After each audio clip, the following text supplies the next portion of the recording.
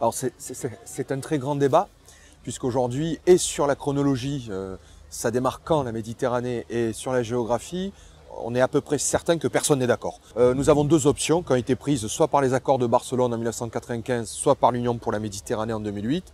Soit nous considérons méditerranéens les pays qui sont riverains, soit on élargit, et là, dans ce cas, rentre l'élément culturel.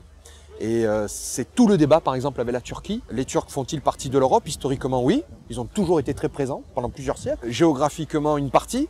Et pourtant, culturellement, parce que y a la problématique de l'islam, on va nous expliquer que c'est pas tout à fait le cas. Vous avez la même problématique sur les Balkans.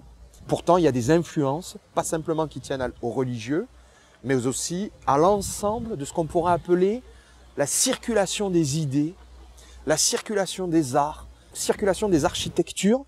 Tout autour du bassin méditerranéen, on a créé à peu près la même façon d'être ensemble politique et morale, ce qu'on appelle de la civilité. Je précise juste pour que ce soit un peu plus entendable. La civilité, c'est comment on construit des points d'équilibre entre les métropoles, la ruralité, ou dans des villages ou dans des villes, alors que les flux migratoires et les populations sont issus de points différents, d'origines différentes. Et ça, en Méditerranée, on a su le constituer. Partout sur le bassin, on le retrouve, et y compris ensuite quand on monte sur le nord de l'Europe, puisqu'on voit bien que même tout le capitalisme issu de la Ligue hanséatique, c'est-à-dire du nord de l'Europe, s'est aussi constitué à un moment donné entre le port, la place principale, les enjeux, les lieux de pouvoir qui venaient de la première version méditerranéenne. Donc il y a un large point commun autour de tout ça. Marseille, avant tout, fait partie de la Méditerranée, même si elle est européenne et qu'elle est aussi éminemment française de par son histoire, bien plus que sa géographie. Elle est méditerranéenne, Marseille, parce que elle a toujours eu cette fonction un peu d'être la porte et le port de la Méditerranée, mais aussi dans l'autre sens. Elle est aussi porte de l'Europe pour toute la Méditerranée. Donc, en ce sens, Marseille produit du sens quand il s'agit d'exporter un modèle européen vis-à-vis du sud et de l'est de la Méditerranée, mais elle est aussi terre d'importation des hommes, des biens, des cultures. Et dans ce cas, elle est où on peut considérer qu'elle soit multi-identitaire, ou on peut considérer qu'elle est unique en son genre. Car finalement, Barcelone et Gênes ne remplissent pas la même fonction, Alger, Le Caire ne remplissent pas la même fonction, donc vraiment elle est atypique sur ce plan-là. Alors une identité, c'est une histoire, une géographie, c'est aussi une cause.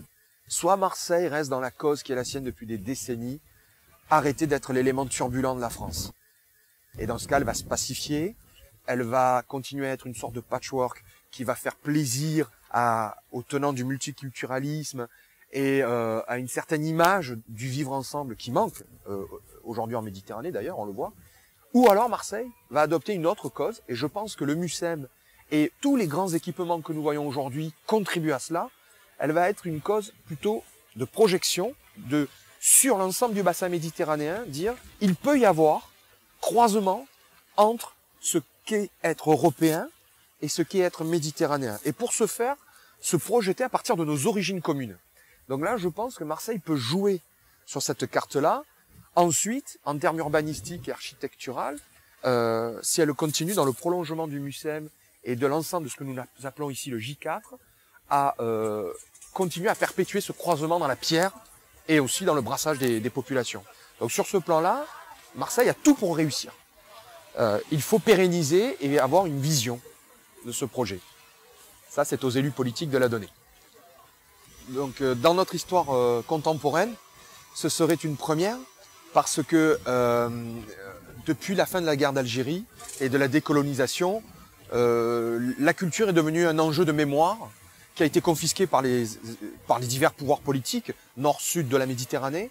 Et donc à ce moment-là, échanger sur les œuvres serait peut-être un signe que enfin, en tout cas entre la France et l'Algérie, nous commençons un travail de deuil que nous n'avons toujours pas fait.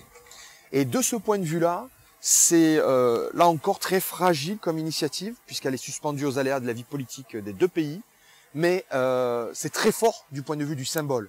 Or, faudrait pas oublier qu'en Méditerranée, nous sommes des fanatiques de la symbolique, du symbole. Le symbole est ce qui rassemble par rapport à son antonyme qui divise, diabolique, celui qui divise. Si le MUSEM contribue à rassembler et à faire se parler des cultures, alors là, on a peut-être passé un nouveau cap dans l'histoire de nos rapports entre Méditerranéens.